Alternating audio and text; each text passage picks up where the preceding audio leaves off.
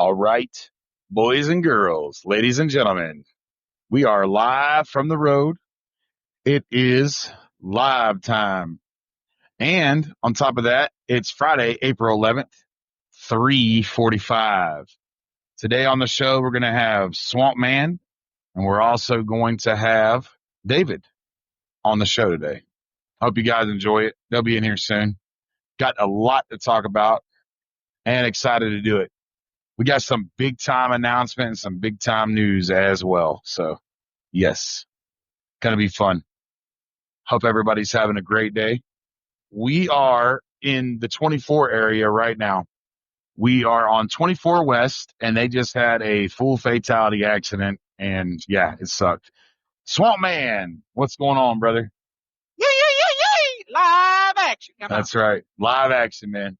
Waiting on David to join the show now. And he's in. Hello, Paul. Hey, buddy Ro, how you doing?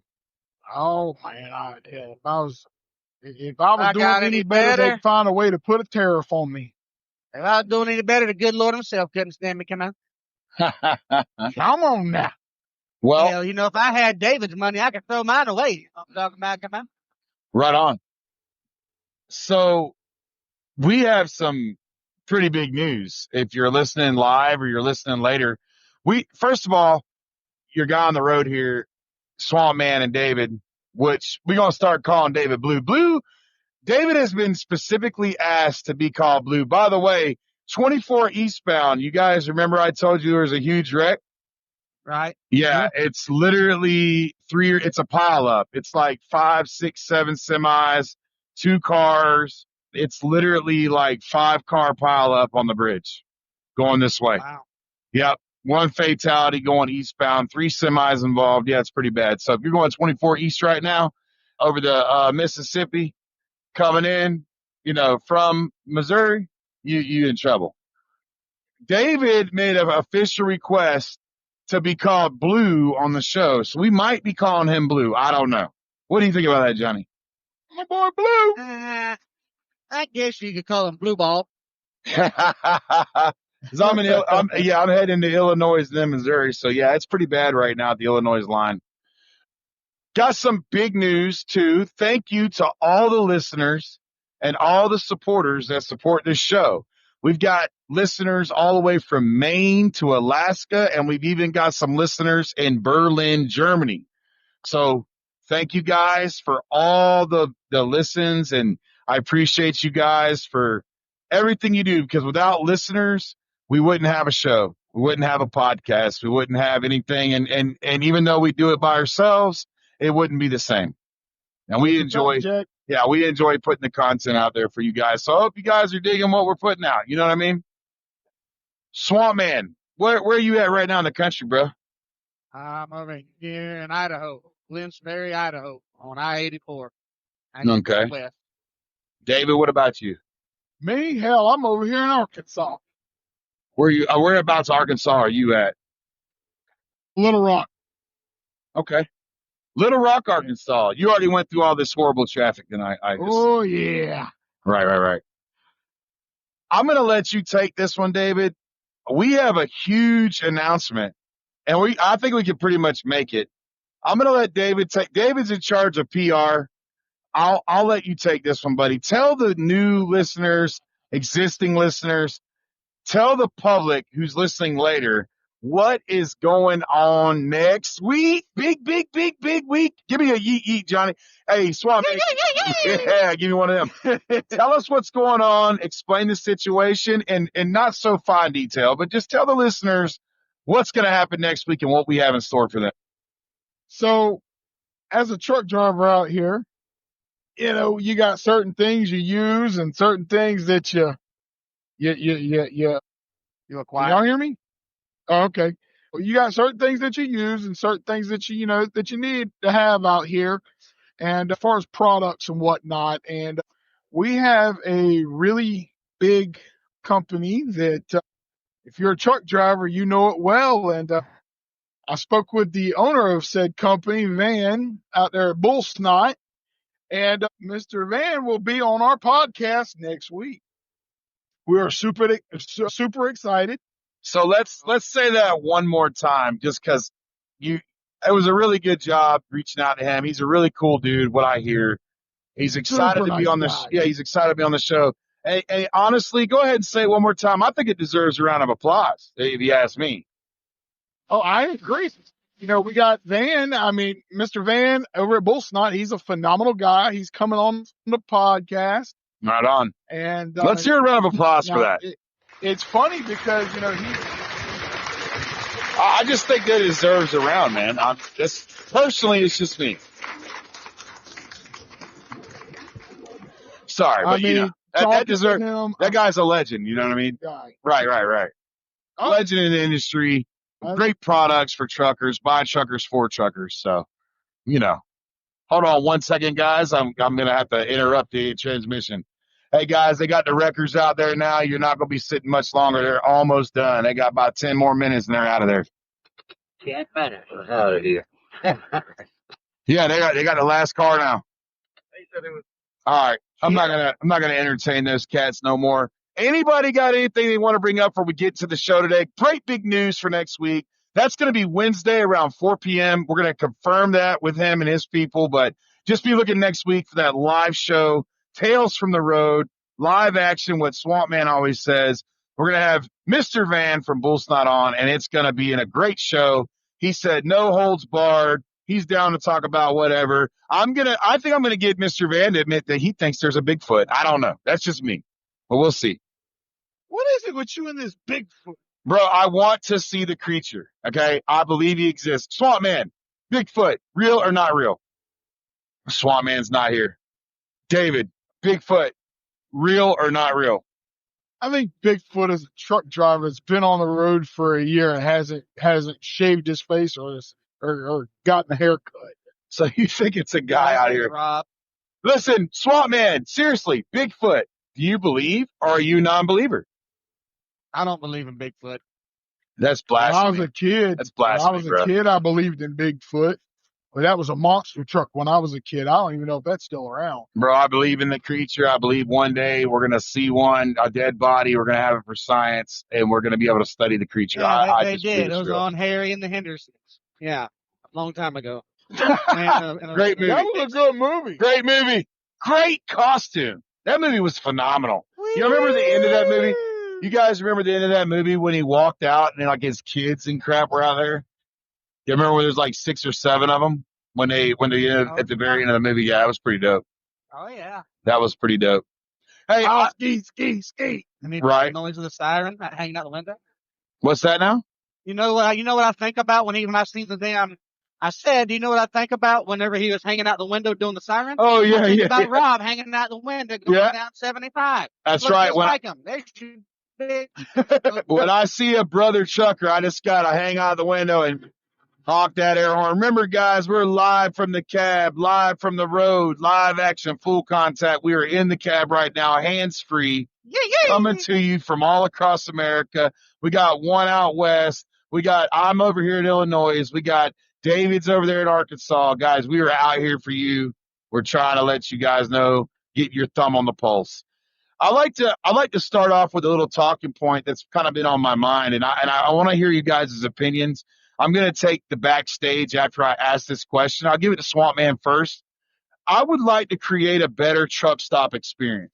And I mean, we've all been to truck stops. We've all had these issues that all truck drivers have. You could lay some out if you want, but mainly I would like to create a better experience for a driver. I have recently had a very terrible experience at a pilot, and I'll tell you the pilot is exit 305 on 75 South and in St. Augustine, and they took more spots from the free parking and made them paid and didn't even announce it on the app. When I went in there and confronted the manager in a nice professional way, she said, I don't care. It's your problem. We have to do what we have to do. We're enforced by corporate. It's the general manager's decision.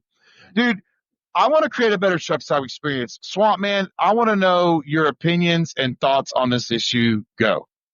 My personal opinion, there's not enough parking out here for trucks.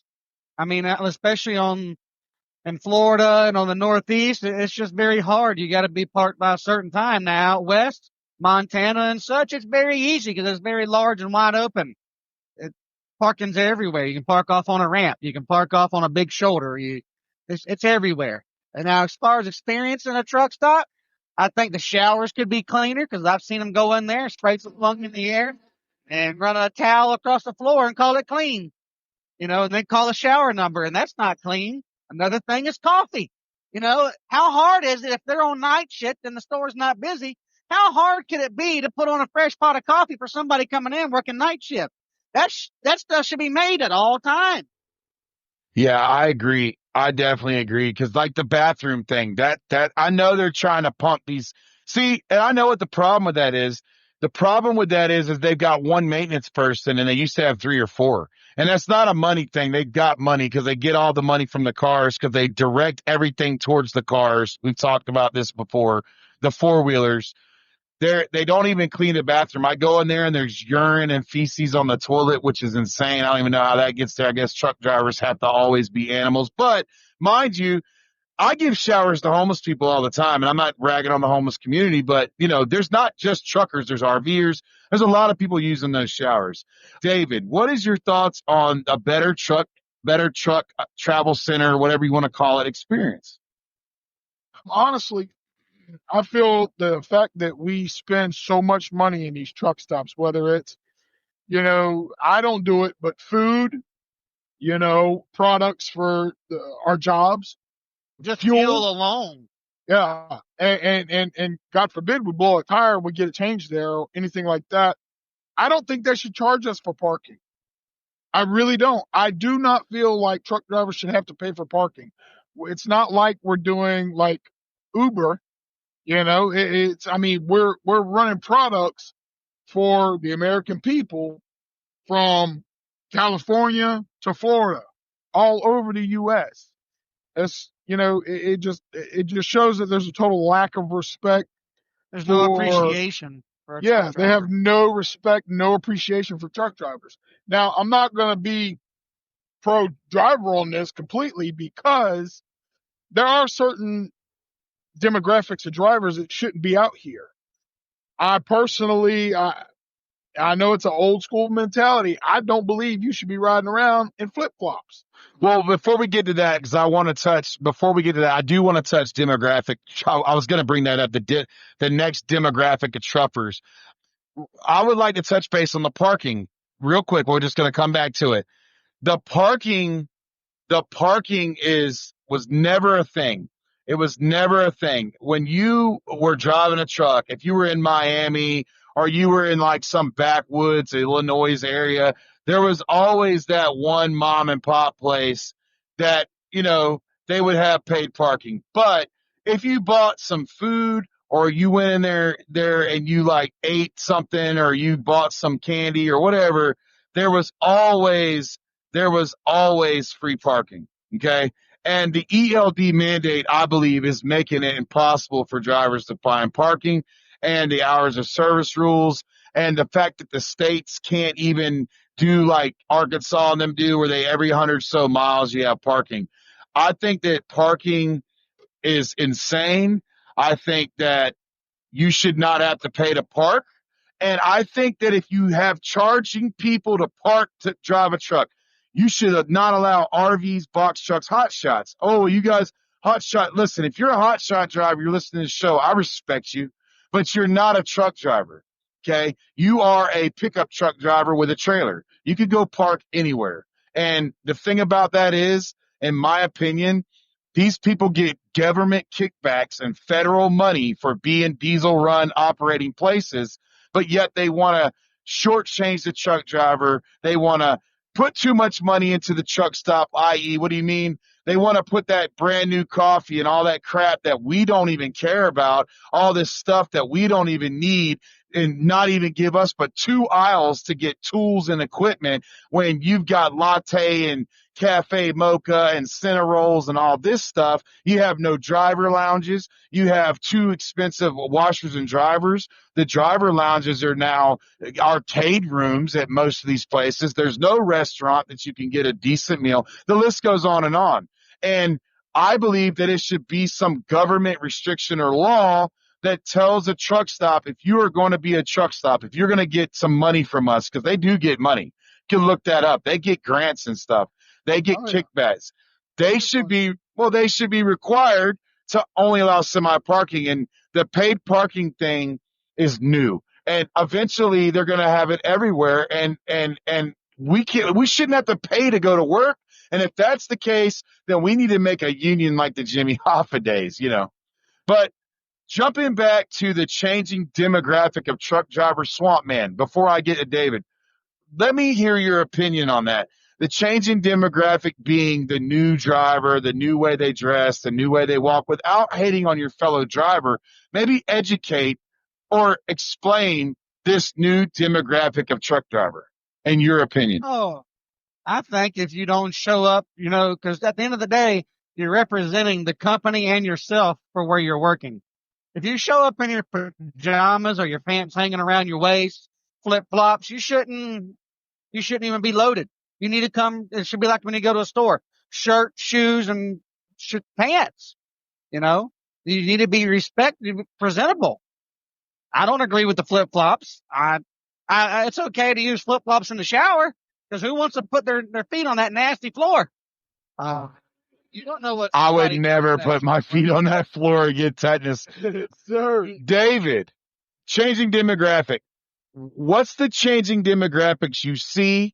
And also, what do you have a problem with as an experienced driver? You're technically considered an experienced driver. What is it about the changing demographics of truck drivers today that you are getting worried about, or you see that, and yes, the old school mentality, but just on a safety base or anything else? What's your opinion on that changing demographic? My personal opinion is companies, they preach safety, but they don't practice safety. And the schools, they're just pumping them out. Like they pass them when damn well this driver should not be out here driving, but you pass them because you want the money, and these companies, they allow you to get the 3 accidents as long as there's no fatalities, you get 3 accidents and then they let you go. And then you got to go to Western Express and, I don't think they, we complain about the quality of driver, but sometimes you got to hold these schools and these companies accountable as well. Well, I'll tell you, as far as 2019 goes, they have started holding schools accountable. That's why Warner changed their plan. They are holding schools accountable, but not as much as they were.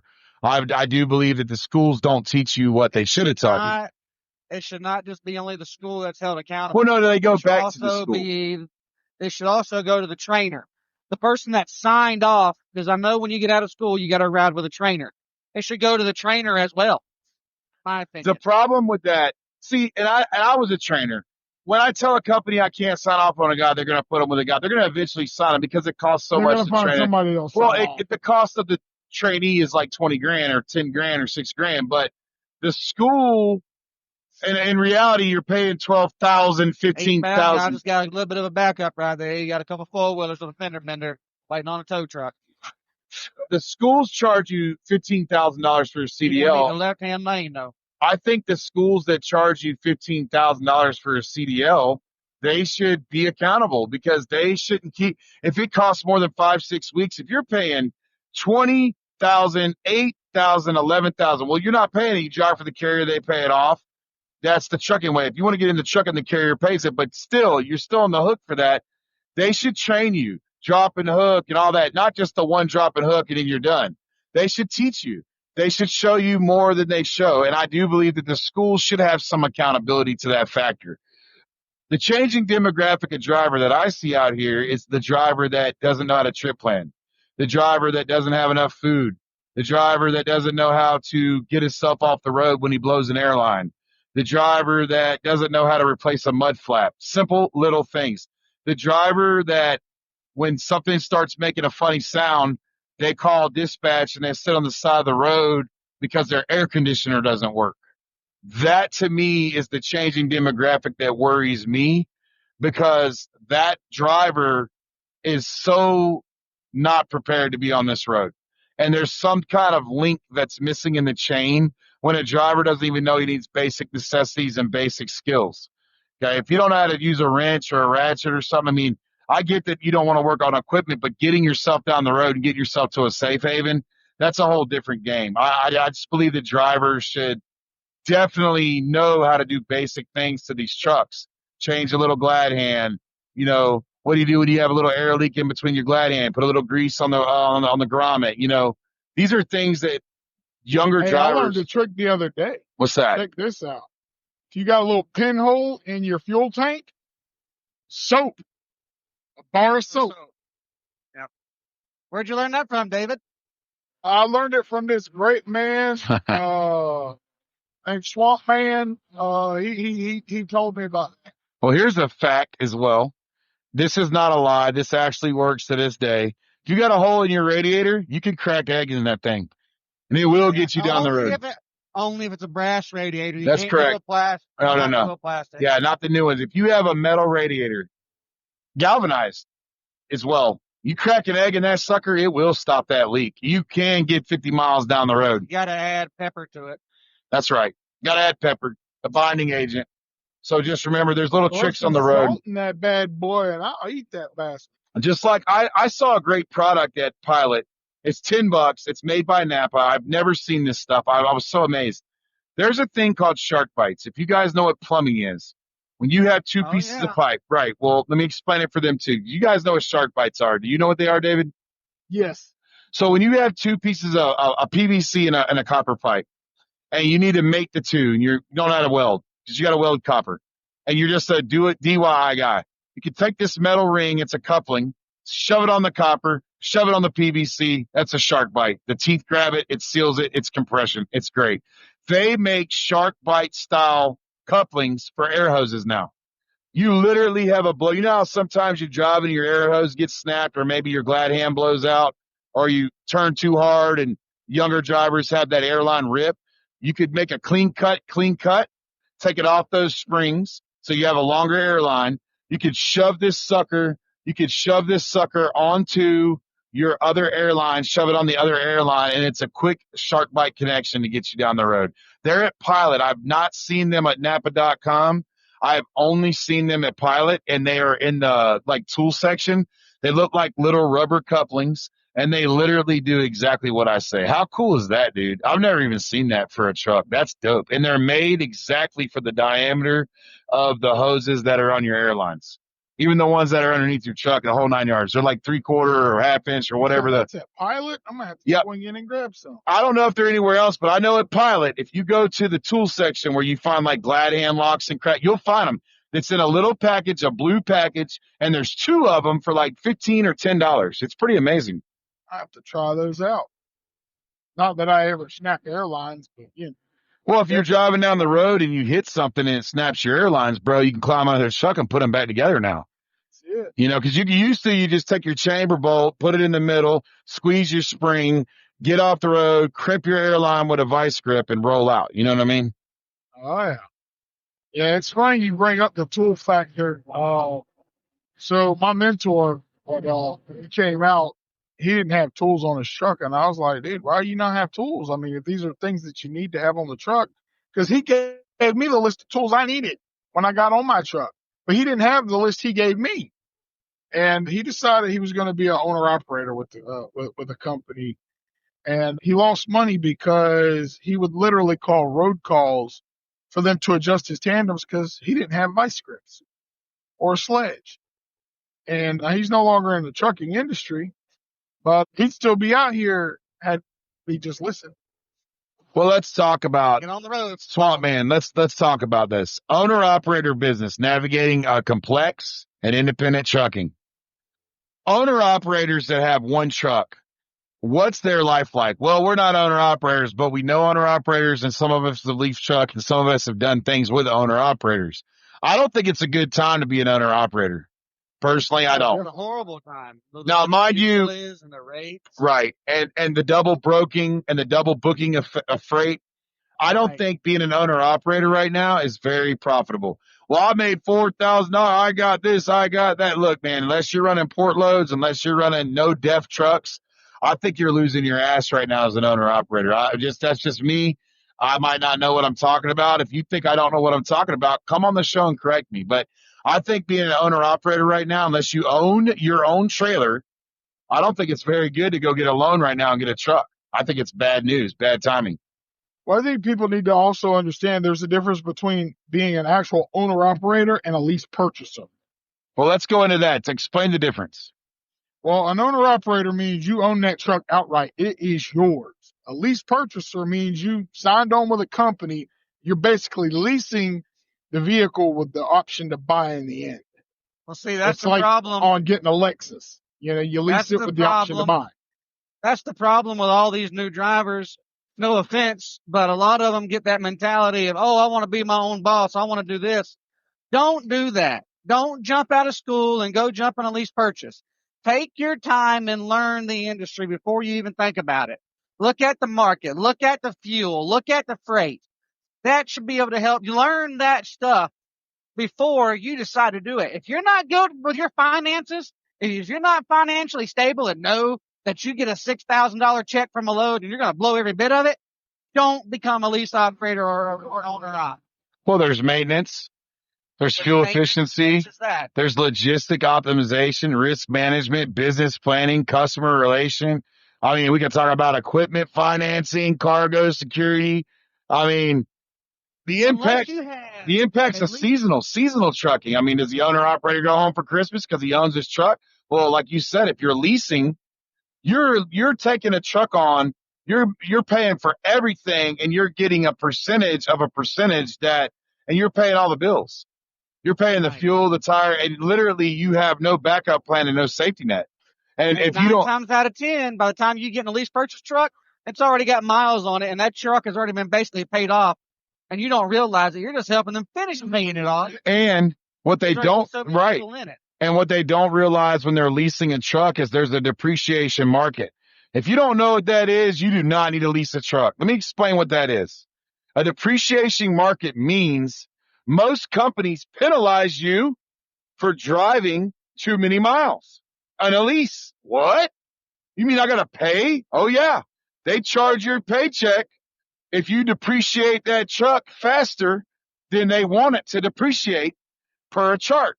So if you drive 10,000 miles in a month and they only wanted you to drive 8,000, you have to pay a penalty for those extra thousands of miles. Now, the trucks depreciate the minute they roll off, the minute that tire touches the asphalt. The longer you drive it, the more it depreciates. What you don't know, they mark up the depreciation value with the interest rate, and you will pay $65,000 for a truck when it's literally only worth 25, 30 grand because it's only got 20,000 miles. That truck is not worth $80,000, $90,000. It's only got 50,000 miles. That truck is not worth $65,000 because that truck has been depreciated. If you ever do lease a truck, I want you to go in there and you're going to shock these people and they're going to try to fast talk you. Tell them you want to see the depreciation chart of the depreciation chart of the truck model and the odometer and the model and serial number of that truck, and you want to see what it depreciated over the course of those miles. You pay that price.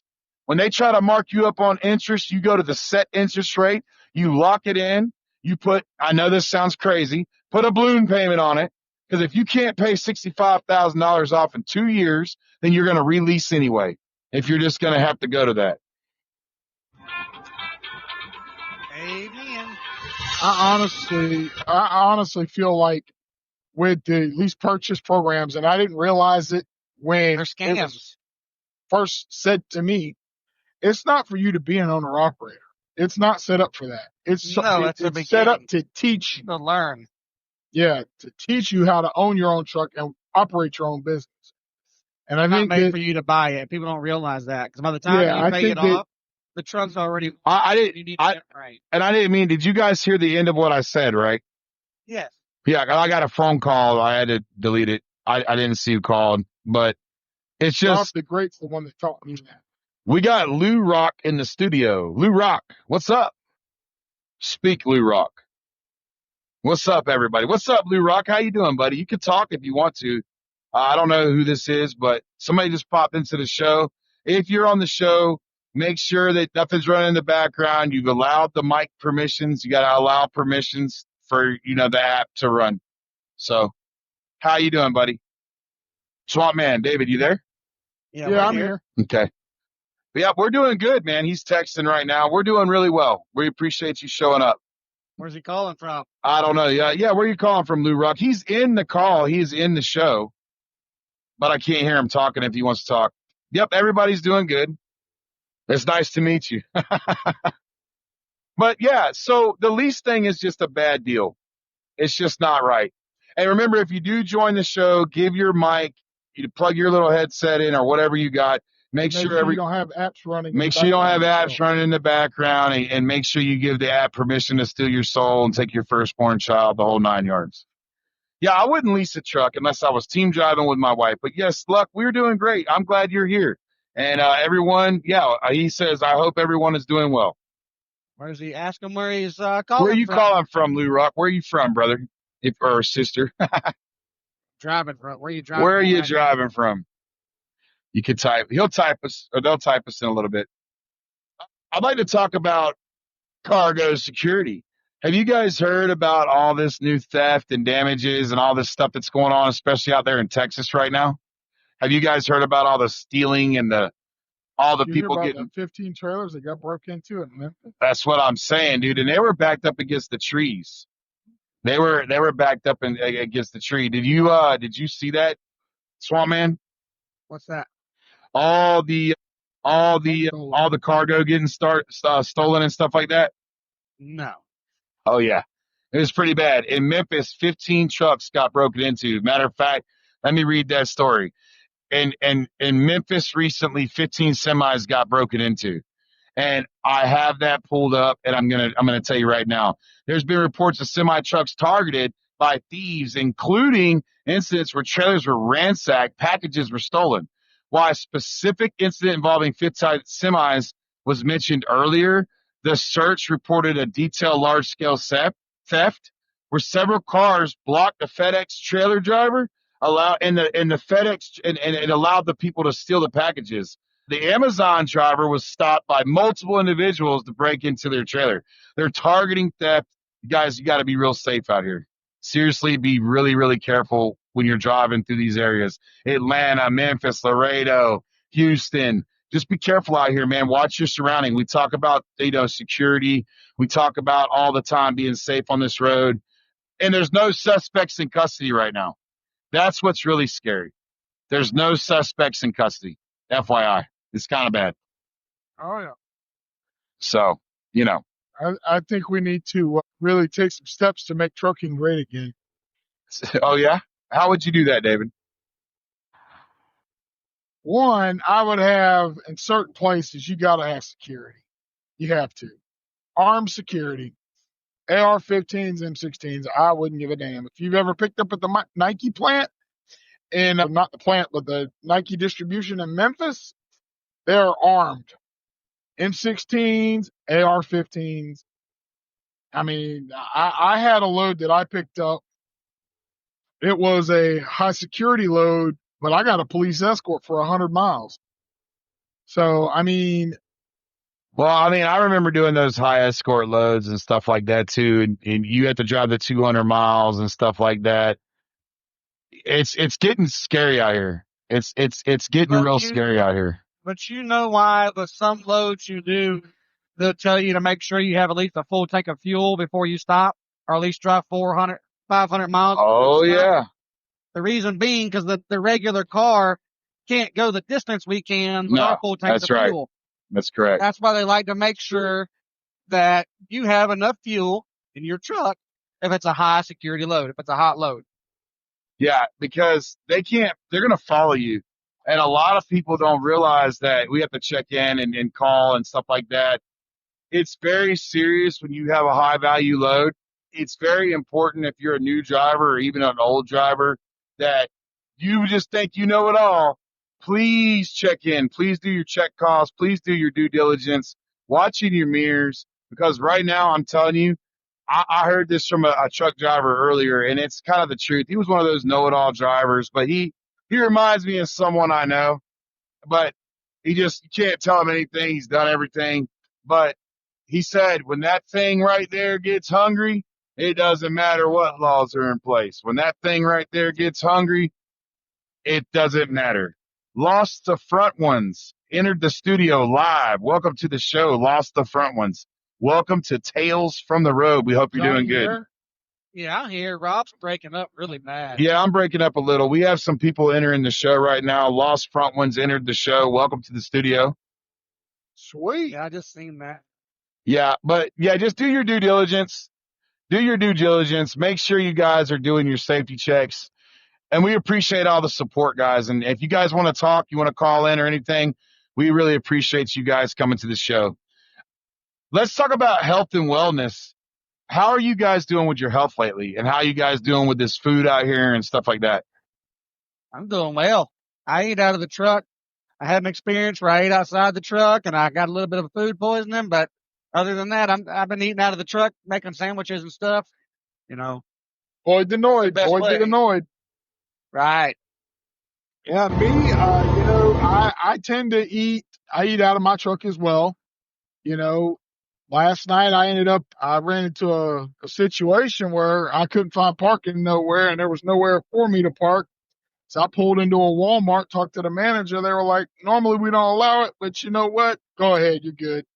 So I parked there and I went in, got me some, a few odds and ends, but I got a buddy of mine that turned me on to these damn Caesar salad bags over there at the Walmart. And, I enjoyed a Caesar salad. Me and old Bo Cephas, both of us did. Yep, that's Caesar salad. I talked about that on my Instagram, your guy on the road at Instagram. For $4.30, you can get a freaking family-sized Caesar salad.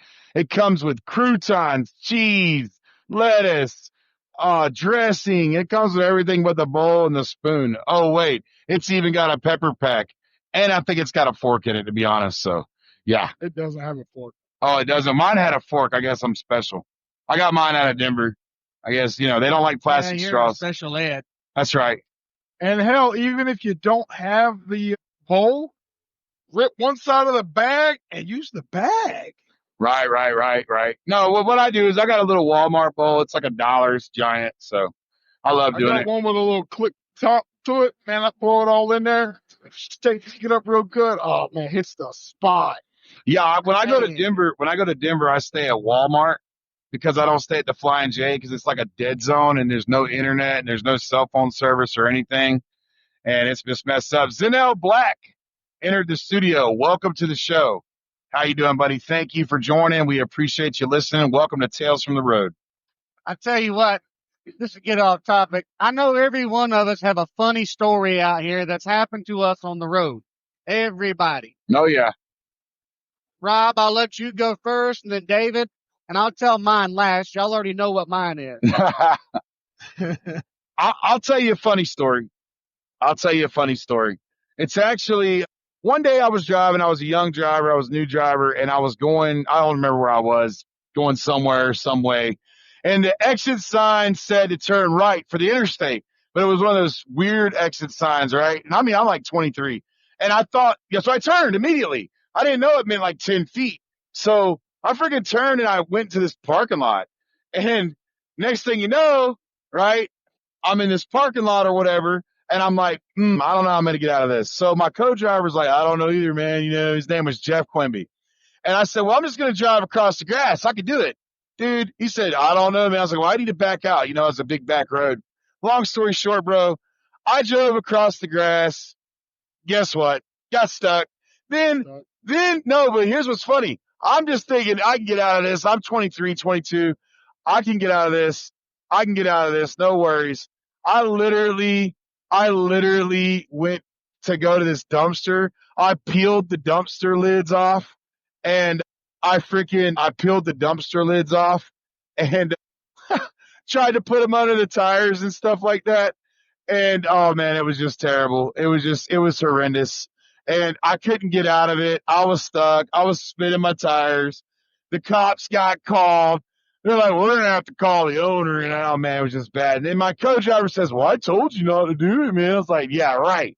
Oh, it was bad. What's your funny story, David? Real quick, funny story. Mine involves a lizard, but I'll go ahead and tell it. So I was in Indianapolis and I was a rookie driver. I'd only been out maybe 4 months. And if y'all know my dog, Bocephus, he's got a nice thick bark on him, you know? So I pull in. I was going to park at the Pilot, but they told me, hey, first come, first serve. Even if you reserve that parking spot, it ain't going to be available. Well, I found somewhere where I could park and it was guaranteed right then and there. So I did. It was behind McDonald's.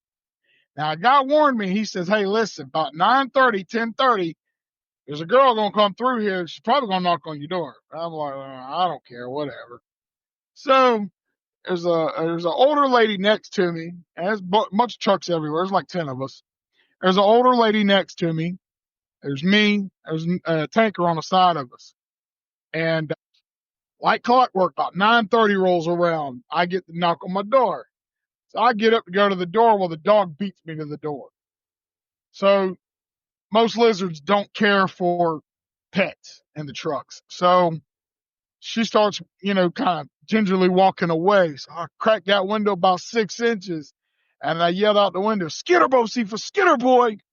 So my dog is going apeshit barking and she comes hauling ass. I mean, running with everything. I thought she was Usain Bolt for a minute, but she wasn't. So the lady next to me, the older lady, she's just rolling, dying laugh. It was hilarious. Oh, oh my God. Swamp That's Man. my funny one. I think Yes, Swamp. sir. All right, tell us your funny story. I know you're having a little connectivity issues, but yeah, tell us your funny story, bro. I want to hear the one. I want to hear the. I know what story you're fixing to tell, bro. Ethan, which one do you think I'm fixing to talk about? Atlanta? I want to hear. I want it, dude. What do you want to Oh hear? well. All right. Are you going to tell us about what you left in the truck? No. There's either one with a bumper or one with a girl. I don't know, man. So you just. Which one do you want to hear? Oh man, just tell them both. Tell them both. Let's hear about Atlanta. Let's break it into Atlanta. Let's tell the people what happened in Atlanta. Okay. I'm in Atlanta. I was a team driver with a friend of mine named Frank. We were team driving for CRST for an owner operator. I had delivered to the XPO over off of Anvil Block Road area. Y'all people who are drivers know about Atlanta. And if you've done drive-in freight to XPO, you know where that is. I left out of that area, went to go get onto the interstate. I didn't realize that there was a cop behind me. This is an Atlanta City cop going to get on 85. I make my right-hand turn. I'm going down the road, and I hear across the CB, somebody said, "Hey, CRST, you got 50 on your bumper." And I just, oh yeah, I like to keep it close. Yeah. Back on the radio. So I look in my mirrors and I see all this white smoke. I'm like, oh shit. So I start gearing down. I have 13 speed. I'm gearing down. By the time I gear down, I'm at where the flyover is. Excuse me, Lida, entered the live studio. Welcome to the show, Lida. Nice to see you here. Thanks for joining. Hi, Lida. How you doing? So Welcome. I'm gearing down. I'm right there where the runway is. And by the time I stop, I get back there to the back of the truck. And this Atlanta City cop, his brush guard is hooked on to my DOT bumper. I drug this officer 5 or 6 miles. So when he said he was on your bumper, he really meant he's on your bumper. You drug a cop down the road. Yes. So I'm freaking out. He's like, "Oh, don't worry. That's not your fault." I'm like, "I know it's not my fault. I didn't put you on my bumper." So we had to call GSP, Georgia State Thank you for the Patrol. follow, Lida. Thank you. Thank you so much for the support. So we had to call GSP. I get back in the truck, and there's police everywhere. My co-driver, Frank, wakes up, and he's like, "What did you do?" And I told him what happened. I can imagine Frank waking up and going, "Hey, well, what's going on?" Because I used to be a co-driver. I know how it feels. Oh, yeah. So I'm like, I tell them, like, "Hey, look, I trucked the police. Are you drug a cop down the road?" I'm like, "Yeah, I did." And he's like, "You're going to jail, bro. They're gonna kill you." Yeah. So I'm like, "No, I'm not. GSP's coming." GSP shows up. He asked me what happened. I told him I really don't even know. I don't even know how the guy got on my bumper. The guy was still on the bumper when GSP got there. Oh God. So they imagine that call to safety. Hey, safety. Well, see, that's another thing. When this happened, I called safety and I told them, I said, look, I just hooked the Atlanta City cop on my DOT bumper and dragged him down the road. And they were like, ha ha ha, funny joke, and hung up. Yeah. I called them back and told them, I said, look, you just hung up in my face. I'm not lying. This really happened. So they said, oh, well, call us back and let us know how it works out for you. I'm freaking out. I'm like, oh my God, maybe I really am going to go to jail. Yeah. So. And by the way, guys, later on, he's got photos, but we'll talk about that later. So yes, I do have photos of this. I can also put my old co-driver on to there. I've got him too. Well, we're going to put those photos up one day. I'm sitting there waiting. GSP finally shows up. He's like, oh, well, you have a dash cam. I said, yes, sir. But what does that provide? Because this all happened behind me. I don't know how this is going to help anything. And he says, just let me see your dash cam. I give him my dash cam. He goes back and looks at it. He comes back with the footage and he goes, you didn't back up. I said, no, why the hell would I back up getting on the end? He said, let me be right back. He said, because the only place you backed up was the facility you dropped off at. I said, yes, sir. So he pulls the cop up there and this little young cop, he's like, well, you tell me your story. And he said, well, the driver had put it in reverse. He said, you're telling me. He said, you stop right there, boy. You're telling me that this driver put his truck in reverse on the interstate. Well, no, that's not. Well, then what are you saying is what the officer told to GSP said to the city cop. Then the cop, the GSP officer, he said, driver, you have a good day. And I said, what do you mean? He said, he looked at the city officer and he told the city officer, he gave the city officer a citation for following too close because he hooked to my bumper. They had to call emergency services to cut the guy's bumper off of my bumper. I thought it was to clean his shorts. Scared the hell out of me. It was like a concrete Holy saw. God. They had to cut his brush guard off my DOT bumper. I can only imagine that call to safety. And they're like, yeah, right. So, yeah, right. If there's anybody that could top that story, if you could say you drug a cop down the interstate, or if you got something better, that you drug a cop down the interstate and you didn't get a ticket, I will gladly shake your hand. No doubt. I mean, dude, that had to be one of the terrifying, but after it was over, funniest moments. I think you could. Well, I mean, yeah. And guys, and listen, this kind of content, because we have Tales from the Road. I told you when we brought you this show, it's live from the road. It's live right now from the cab. I am driving on I-57. Swamp Man, where are you at right now? I'm over here in Boise, Idaho. Driving. David. I'm on I-40. Guys, we are live from the road. We will put pictures and stuff that are not on Instagram. Remember your guy on the road, YouTube, Instagram, Tales from the Road. We're going to get a web page together. We're going to be putting other content on there so we can offer people some lounge activity, because you guys got to check all this behind the scenes stuff out, because these photos are amazing. The only thing that I don't have pictures of is the story that Rob wanted me to tell everybody. I can't present any pictures of that. Hold on one second. We got a question from Lida.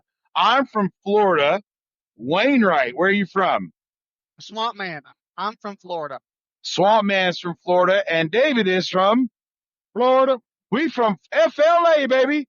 Where it's at, the Gators, the Seminoles, the home of all the whatevers, right? She's in Iran. She says she's in Iran. Iran. Well, welcome to the show.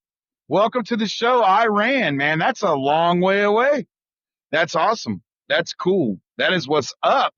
I have always wanted to visit overseas, like Egypt and stuff like that. I have a buddy that lives in Kuwait.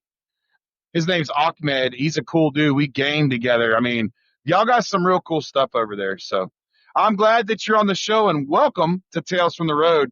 And I'm glad that you are enjoying your time and listen to some truck drivers tell some tales from America, because we got plenty of them. Well, Rob, the story you want to hear, it's not from the road. I was at home. Well, I'm talking about the pee incident. You know what I'm saying? I'm talking about some an incident that we might not even be able to talk about. You know what I mean? You talking about where the girl came? I had to. Welcome to Tehran. Is it Tehran? I'm talking about that day somebody might have knocked on your door and you might have thrown something on them. I know. Okay. Oh, your phone just wigged out. Ollie. Your phone wigged out. I'll pick up later. Remember, I'm supposed to be getting sleep. I have to pick up a load to drive there. I was going up to Long as, oh my God. Kelly, he had 30 to. minutes to almost an hour later. He had to. He had no choice. He had no choice. Is that persistent? David, you can still hear me, right? Yeah. Okay. But he can't hear us. obviously, this woman was at the door, but she had a police officer with her. And the police officer asked me if I had thrown 260s on this woman. Oh my God, dude. And I said, yes, I did. But No, wait. that woman, Oh, he can't hear me. He can't her hear me. body, only been trying to snub me, her body all night. And I don't want it. And I've been telling her no. So yes, I did. Right? I hope you guys say. Yeah, he only did that. Now remember, guys, I don't think he can hear me. Swamp Man, if you can hear me, your headset is jacked up. We heard that whole story. We do not want to be rude to women or denounce women. We love women. But women that knock on our doors at night and they keep like knocking on your door and we heard everything you said, by the way, brother. He told her no, he told her no, he told her no, he told her no, he told her no, he threw pee on her. She quit bothering him then. Look, we know you guys got to make He some. didn't throw a pee on her. He R. Kelly'd her. He R. Kelly'd her. But you know, the thing is, R. Kelly. you got to do what you got to do out here on the road. Linda is from Tehran, guys. So everybody say, what's up, Tehran? Tehran. From Iran. Yeah. So check this out, guys. We're at the top of the hour. We're going to go ahead and that's our show. This is what you guys can expect week in and week out. It's on at random times, but it's every week. That way everybody can have a turn to listen. Guys, I'm going to go ahead and let the fellas sign off. I'm going to sign off, and we're going to tell you a couple things, and we're going to get to the end of the show. But I'm going to start with David. Go ahead and tell us your ending words for the day. Guys, remember, next Wednesday, we're going to have Van from Bull Snot on our show. Live action. Big deal. Live action. That's how we do it. And signing off, it's your boy Blue. Swamp Man. God bless and everybody be safe. And yee! Live action. That's right. Guys, your guy on the road saying, we love all of you guys. We appreciate anybody, even if it's one person, we appreciate you. God bless truckers. God bless the world. Listen, we appreciate everybody that listens to the show. We hope you guys enjoy the content. We only do an hour. We're only going to do an hour. We don't want you leaving more. We want you guys to come back. We want everybody to come back because every week we're going to have something to say. We're always going to be live from the road when we do the show. We're actually driving the trucks. We're giving an air horn salute right now. Let me hear them air horns, boys. That is how we do this. There is no podcast like it. There is no show like this. We're going to bring it to you live every week. Guys, we love each and every one of you. This has been your guy on the road with Tales from the Road. You can hit us on email at tailfromtheroads@gmail.com. Check me out on Your Guy at the Road on Instagram. Check me out at Your Guy on the Road on YouTube. Swamp Man at youtube.com. Trucking Patriot. Check that out over there off of Instagram. That's Blue. We appreciate everybody. Until next time, remember to survive and stay alive. Peace. Later.